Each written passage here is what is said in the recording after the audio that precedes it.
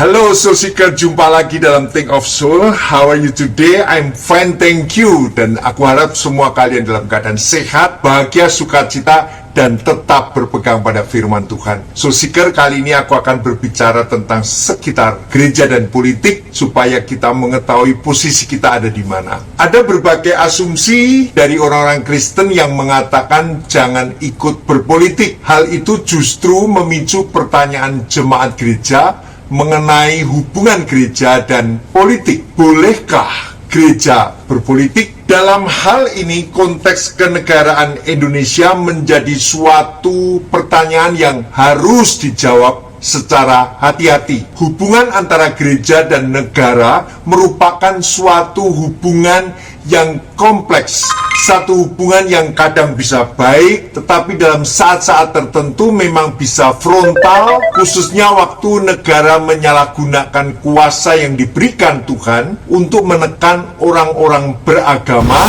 atau bisa juga sebaliknya, orang-orang beragama yang memanipulasi agamanya untuk merusak tatanan negara. Sehingga di situ hubungan menjadi saling menginstrumentalisasi satu dengan yang lain. Menyimak tulisan Rasul Paulus yang diilhami oleh Roh Kudus mengatakan, karena pemerintah adalah hamba Allah untuk kebaikanmu. Tetapi jika engkau berbuat jahat, takutlah akan dia, takutlah akan pemerintah. Karena tidak percuma pemerintah menyandang pedang. Pemerintah adalah hamba Allah untuk membalas murka Allah atas mereka yang berbuat jahat. Bukankah kita juga pernah mendengar firman yang mengatakan, saudara-saudaraku yang kekasih, janganlah kamu sendiri menuntut pembalasan, tetapi berilah tempat terhadap murka Allah. Sebab ada tertulis, pembalasan itu adalah hakku, hak Tuhan, akulah yang akan menuntut pembalasan. Tuhanlah yang akan menuntut pembalasan. Berarti perbuatan jahat terhadapmu adalah hak Tuhan yang membalas. Dan dikatakan di sana pemerintah yang membalaskan murka Allah atas orang-orang yang berbuat jahat. Kegiatan politik tidak dapat dipisahkan dari partai politik. Maka partai politik sering disebut sebagai kendaraan politik. Melalui partai politik inilah golongan atau sekelompok orang menyampaikan aspirasi politiknya yang tidak jarang juga sering sebagai alat untuk memaksakan kehendaknya. Partai politik akan mengutamakan kepentingan partainya sekalipun dengan embel-embel untuk kepentingan negara. Sedangkan akses informasi tentang perkembangan politik sangat terbuka luas, baik di konten media online dan media mainstream berupa podcast, di mana para pengamat, politikus, dan pejabat negara. Dari pemberitaan inilah gereja juga bisa mengamati, bisa belajar, dan menyimpulkan semua secara masif terhadap politik yang beredar. Namun, partai politik adalah sah dalam sebuah negara yang demokratis, di mana warganya juga bebas menyampaikan opini yang bijak dan sopan, walaupun harus aware jika ia masih dalam lingkungan anggota jemaat gereja. Jadi ini penting ya, jemaat gereja harus mengetahui hal ini. Dalam perjalanan sejarah, secara silih berganti terjadi dominasi gereja atas negara. Karena itu para apologet dan para teolog Kristen sejak gereja mula-mula sampai sekarang ini berusaha untuk mencari hubungan yang relevan antara gereja dan negara. Sedangkan kegiatan berpolitik sebagai tanggung jawab warga gereja selaku warga negara. Belakangan kebanyakan dari mereka berpendapat bahwa gereja harus dipisahkan dari negara. Apakah ini bisa? Tidak bisa. Negara tidak boleh mencampuri urusan gereja. Sebaliknya, gereja patut memberikan sumbangsi sebagai pewujudan menjadi garam dan terang dunia. Sebelum era reformasi terwujud, di mana suara rakyat yang sebelumnya bungkam terhadap politik karena mereka takut takut, diciduk, dan disepir hilang dan sebagainya. Mendadak, suddenly terjadi sebuah perubahan besar. Rakyat menjadi berani mengemukakan pendapat sesuai dengan jalurnya. Dikutip situs Dewan Perwakilan Rakyat atau DPR dalam Undang-Undang Nomor 9 Tahun 1998 tentang kemerdekaan menyampaikan pendapat di muka umum, disebutkan kemerdekaan menyampaikan pendapat di muka umum adalah hak asasi manusia yang dijamin oleh Undang-Undang Dasar 1945 dan Deklarasi Universal Hak-Hak Asasi Manusia. Kemerdekaan setiap warga negara untuk menyampaikan pendapat di muka umum merupakan pewujudan demokrasi dalam tatanan kehidupan bermasyarakat, berbangsa, dan bernegara. Namun ada batasan yang harus diperhatikan gereja, yaitu gereja sebagai institusi rohani tidak perlu terlibat aksi politik praktis. Gereja juga tidak perlu mendukung partai politik karena hak pilih bebas bagi jemaat gereja, dan kemungkinan juga berbeda pilihan partai dan kandidat presidennya. Betul? Sekalipun hal itu merupakan partai politik Kristen yang didirikan oleh para pendeta dan rohaniawan manapun juga, baik secara langsung maupun tidak langsung. Memang gereja tidak boleh berhubungan dengan partai politik sekaligus dengan kegiatan politik praktis. Namun jawaban harus tetap diberikan boleh atau tidaknya, yang didukung dengan suatu alasan berdasarkan kajian yang ilmiah, yang tepat, yang bertanggung jawab. Gereja harus mewaspadai secara netral dan menyikapi dengan sejuk terhadap hasil survei elektabilitas calon presiden 2024. Karena semua tergantung dari hak pilih rakyat dan termasuk warga jemaat gereja. Hal yang mendasar yang perlu diingat oleh jemaat gereja adalah pemilihan umum secara langsung oleh rakyat merupakan sarana pewujudan kedaulatan rakyat guna menghasilkan pemerintahan negara yang demokratis yang berdasarkan Pancasila dan Undang-Undang Dasar 1945. Di dalam Undang-Undang Dasar 1945 dalam pasal 1 ayat yang kedua menyatakan bahwa kedaulatan berada di tangan rakyat dan dilaksanakan menurut Undang-Undang Dasar. Penyelenggarakan pemilihan umum secara langsung, umum, bebas, rahasia, jujur, dan adil dapat terwujud apabila dilaksanakan oleh penyelenggara pemilihan umum yang mempunyai integritas, profesionalisme, dan akuntabilitas. Oleh sebab itu, kita kembali melihat kajian yang dapat dimulai dengan mendefinisikan kata gereja secara konseptual teologis. Sulciger, gereja adalah institusi rohani karena beranggotakan orang-orang yang percaya, yang dipanggil keluar dari kegelapan dan menerima terang Kristus dan diutus kembali ke dunia yang gelap ini untuk menerangi kegelapan itu.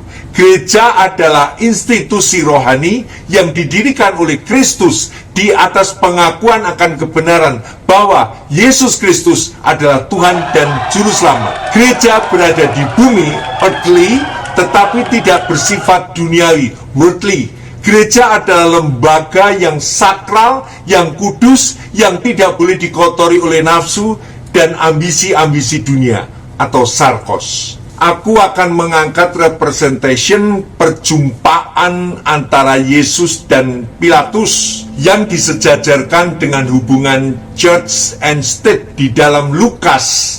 Ada satu profil khusus yang terutama ditekankan oleh Injil Lukas, yaitu gambaran relasi antara church, gereja, dengan state atau negara, khususnya dalam pemerintahan Romawi. Injil Yohanes paling menekankan kontras gambaran Yesus dan Pilatus daripada semua Injil yang lain. Yohanes 8 ayat 23 mengatakan Yesus berkata kepada mereka, "Kamu berasal dari bawah, tetapi aku berasal dari atas. Kamu berasal dari dunia ini, tetapi aku bukan dari dunia ini." Istilah from below and from above, dari bawah, dari atas, dalam hal ini Yesus tentu saja digambarkan sebagai yang datang dari atas. Dia bukan berasal dari dunia, dia datang dari atas. Begitu juga dengan murid-murid Yesus, katakan bukan dari dunia, tetapi juga dari atas. Istilah lainnya yaitu seperti bukan dari benih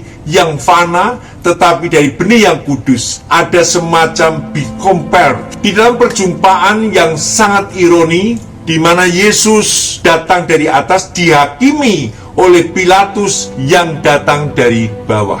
Walaupun hal ini hanya untuk sementara waktu saja, Yesus direndahkan seperti terlihat lebih rendah daripada Pilatus yang datang dari bawah. Pemerintahan Pilatus secara struktur ilahi, pemerintahan adalah wakil Allah. Dikatakan sebab tidak ada pemerintah yang tidak berasal dari Allah, dan pemerintah-pemerintah yang ada ditetapkan oleh Allah. Inilah gambaran yang cenderung positif. Sepertinya ada izin Allah di mana pemerintahan Romawi yang dari dunia bawah menghakimi Yesus sebagai lambang gereja yang datang dari atas dalam situasi tensioner, sangat menegangkan. Tensioner itu sangat menegangkan, walaupun hanya dalam periode itu saja. Sehingga waktu kamu membaca dalam cerita Pilatus dan Yesus, di sini Pilatus cenderung digambarkan positif meskipun akhirnya keburukan, kelemahan Pilatus, bahkan dosa terjadi pada Pilatus seperti done regularly, turun secara teratur. Dari teologi Lukas menampilkan hubungan antara church and state. Hal itu tidak harus menjadi satu, bisa saja berlawanan dan bermusuhan. Karena kita memahami jika pemerintah dibentuk dari hukum buatan manusia yang dari bawah, dan hukum terus dicari, diperbarui, disesuaikan dengan kondisi politik dari era kepemimpinan negara. Sedangkan hukum gereja ada di bawah kendali hukum Allah yang dari atas, yang tidak berubah-ubah, tetapi hukum yang tetap dengan saklek. Ini bahasa dari Belanda. Saussure, tuduhan yang datang pada Yesus bermula dari orang-orang Yahudi yang sangat membenci terhadap perubahan. Jika dibandingkan dengan Injil Matius, cukup perspektif dan signifikan. Di situ kita lebih mendapati peran yang sangat aktif dari para pemimpin agama yang menjadi dalang dari rencana penyaliban Yesus. Lukas 23 ayat 2 mengatakan ada beberapa tuduhan yang dilaporkan mengenai Yesus, dan Yesus dianggap sebagai seseorang yang menyesatkan karena membawa perubahan dalam ajaran agama dan menyebutkan dirinya Mesias atau Raja, dan dituduh ia bertindak secara anarkis terhadap sistem pemerintahan Romawi. Yesus dikatakan penyesat dan menghasut rakyat. Hal ini memang betul, Yesus mempengaruhi rakyat, tetapi yang dilakukannya bukan menyesatkan, melainkan tindakan belas kasihan, menyembuhkan orang-orang yang sakit, melenyapkan kelemahan, memberikan pengharapan kepada orang-orang yang patah semangat. Ia mengusir setan dan memberitakan kerajaan Allah. Sedangkan Saussure, orang-orang yang hidup dalam keadaan status quo, anti progres, konservatisme, atau tradisionalisme akan menganggap semua orang yang mendatangkan perubahan itu sesat, itu penyesat. Orang-orang yang terus-menerus menolak perubahan akan mudah sekali menuduh orang lain itu penyesat. Memang ada dalam satu sikap yang aneh, cara certain ironi di dalam dirinya, karena di satu sisi dia menginginkan adanya kesejahteraan di dalam hidupnya, tetapi di sisi lain dia menolak perubahan karena perubahan membuat orang menjadi insecure. Itu yang terjadi. Intinya kelompok ini tidak mau berubah.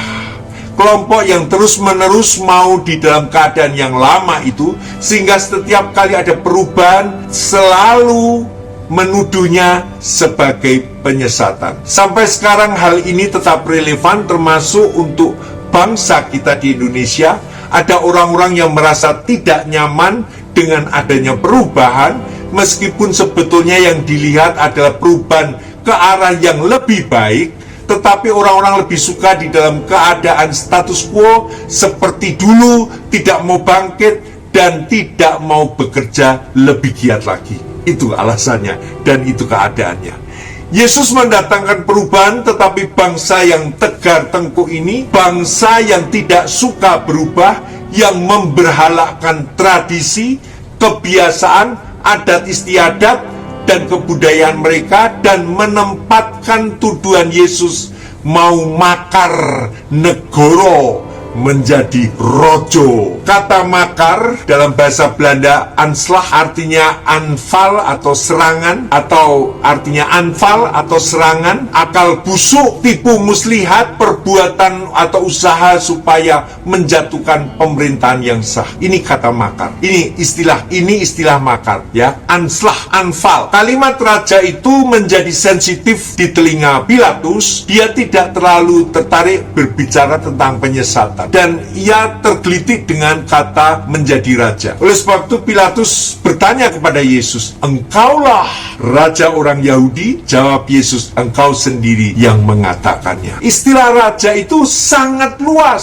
sangat spektrum. Apa yang dimaksud raja di sini? Waktu mereka mengatakan Yesus sebagai raja, tentu saja mereka certain punya motivasi dengan mengatakan kalimat itu. Kata raja yang sensitif untuk didengar di kalangan para kaisar, termasuk Pilatus. Mereka mengharapkan satu muatan politis di dalam istilah raja itu, sehingga di situ Pilatus langsung melihat tindakan pemberontakan atau rancangan penggulingan kekuasaan pemerintahan yang ada. Hal ini dikarenakan Israel sering melakukan pemberontakan, lalu mengangkat isu menggalang kekuatan untuk perlawanan terhadap pemerintah Romawi dengan mengangkat raja orang Yahudi. Basically, Yesus memang raja, tetapi dia bukan raja dalam pengertian politis, tetapi raja yang memerintah di dalam keadilan. Yesus adalah raja, adalah imam dan nabi, khususnya waktu dikatakan dengan istilah raja, mengikuti konsep kingship atau kedudukan raja. Fungsi raja memerintah dengan adil, menguasai alam semesta dengan adil, dan menjalankan righteousness, itu terutama di dalam pengertian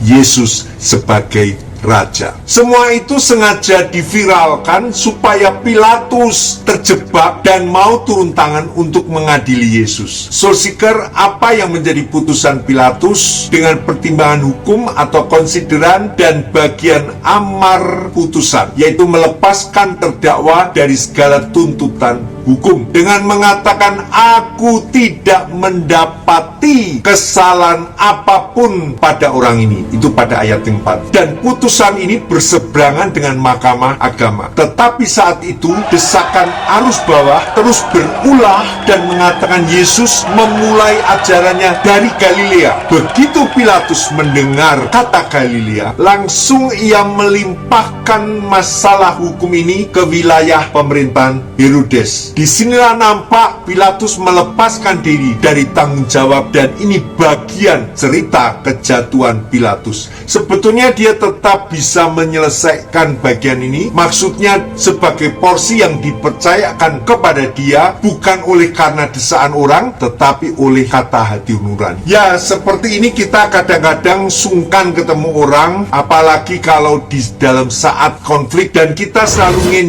ngendo itu menghindar dengan blingsatan, dengan bingung ketika menghadapi orang itu, dan kita mengatakan kamu saja yang hadapi, saya mendoakan dari belakang. Sebenarnya ini mirip seperti Pilatus. Apabila kamu tidak berani bertemu dengan orang ketika ada dalam sebuah konflik. Pilatus ini cari aman sendiri dan ia melimpahkan berkas perkara kepada Herodes. Perjumpaan Yesus dengan Herodes ada perbedaan dengan perjumpaan Yesus dengan Pilatus, yang mana menyatakan kejernihan hati nurani Herodes dan hati nurani Pilatus sangat berbeda. Ini penggambaran hati nurani Herodes yang hati nuraninya sudah betul-betul rusak sampai Yesus tidak tertarik untuk melakukan percakapan apa-apa dengan dia. Sementara Yesus masih berkomunikasi dengan Pilatus, tetapi di sini tidak ada sama sekali komunikasi dengan Herodes. Di sini waktu kita membaca, persoalan yang paling dalam adalah di dalam kehidupan Herodes. Sulsiker, kita harus hati-hati. Karena apa? Ketika hati nurani yang rusak, Yesus tidak mau berbicara dengan Herodes. Kita perlu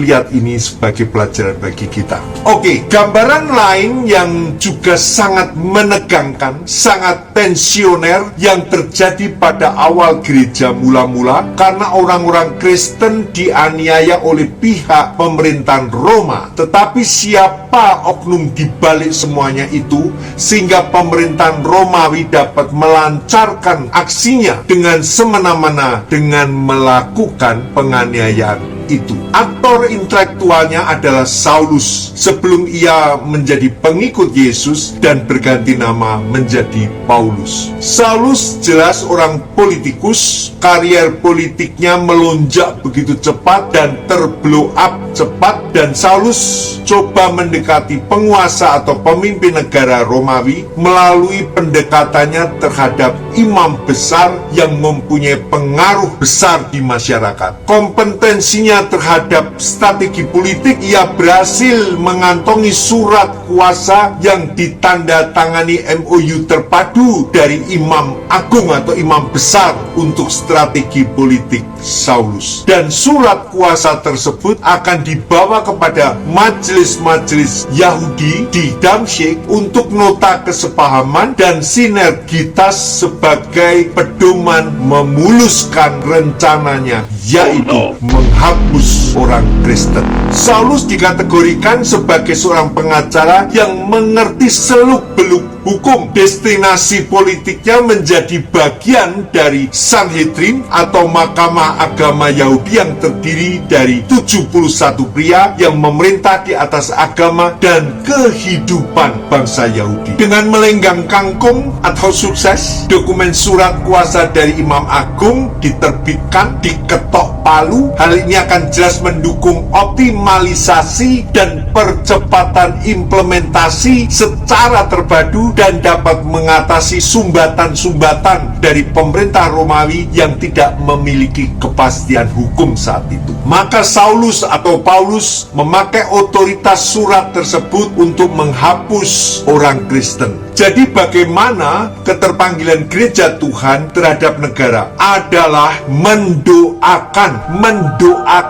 berdoa syafaat, mencari wajah Tuhan, berdoa sebagai wujud yang tepat dan kuat. Pada saat kejadian gelap menimpa gereja Tuhan, di mana Saulus atau Paulus akan menghapus orang Kristen dengan dipenjarakan dan dibunuh seperti keterangan di atas, jemaat Tuhan hanya mengawal peristiwa ini dengan berdoa di rumah-rumah dan dengan doa bersungguh-sungguh menaikkan segala sesuatu yang menakutkan yang akan terjadi kepada orang-orang Kristen. Mereka berdoa dengan sungguh-sungguh. Pertanyaan, apakah doa itu berdampak? Sangat berdampak, Sus. Apakah doa itu mengubah situasi? Sangat mengubah situasi. Karena apa? Karena kita berdoa kepada yang di atas, yaitu kepada Tuhan. Dikarenakan doa umat Tuhan, disitulah Tuhan sendiri yang menemui Saulus atau Paulus dalam perjalanan menuju Damsyik. Seorang muda bernama Saulus yang lebih dikenal dengan nama cognomennya atau julukannya Paulus bertemu dengan